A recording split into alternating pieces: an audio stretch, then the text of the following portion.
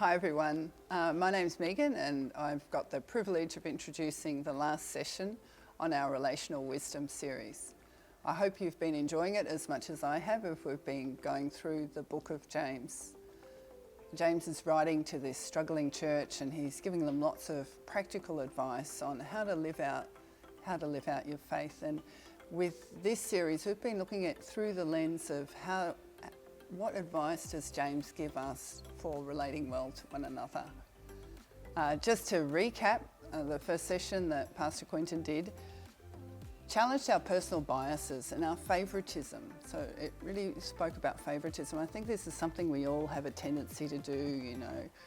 You favour people because maybe you like them, maybe you respect them. But God calls us to love each other equally. The second session, Jerusha spoke about what we say. So we say that we love God, but how is that reflected in how we talk about others and how we speak to others? So I found that really helpful too. The third session, Jerusha spoke about meekness and godly wisdom versus worldly wisdom, and how meekness in our relationships and resolving conflict is really helpful in terms of how we can approach them. And she spoke some personal testimony of outcomes of when she used that meekness as opposed to wanting things your way and wanting to be right and things like that. That's worldly wisdom. So last session, Pastor Quentin spoke about, you know, basically James has packed in there these warnings. So I would call them the don'ts of relational wisdom. So don't do this, don't do that, which are important and we need to understand them. But in this last session, you'll be reading through James 5 verses 7 to 19 and finishing that off. And this is what I call the do's of relational wisdom.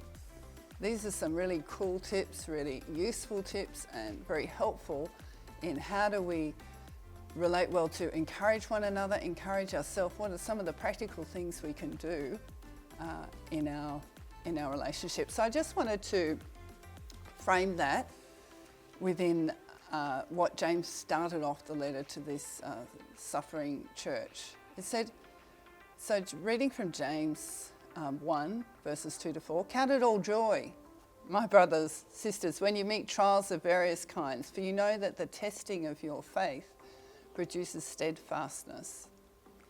And let steadfastness have its full effect, that you may be perfect, complete, and lacking in nothing. I just to highlight a couple of things that was highlighted to me as I was studying and reflecting on that passage. So count it all joy, delight, gladness. These are fruit of the Holy Spirit. It's not something we can whip up. Oh, I have to be joyful. But you know, we can, as we surrender the situation to God and you know, the joy of the Lord, let it be your strength. Because it says we meet trials. It's not, you know, it's normal. They come our way. We stumble across them.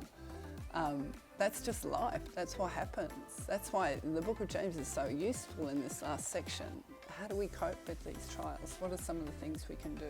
So as we're trusting in God, that's the key for it. It's natural to doubt, but as we go through trials and we continue to trust in God, it builds, through that, it builds our strength, our resilience, our character.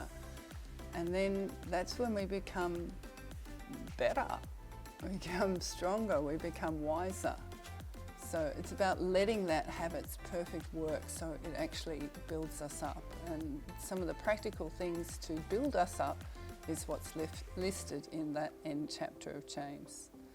So I really challenge you to have a look at the list of do's and allow God to speak to you. Maybe it's for yourself, maybe it's for someone that, you know, it might be suffering that also needs your help and support. So let us love and care for one another as Christ does for us. Have a great discussion. God bless.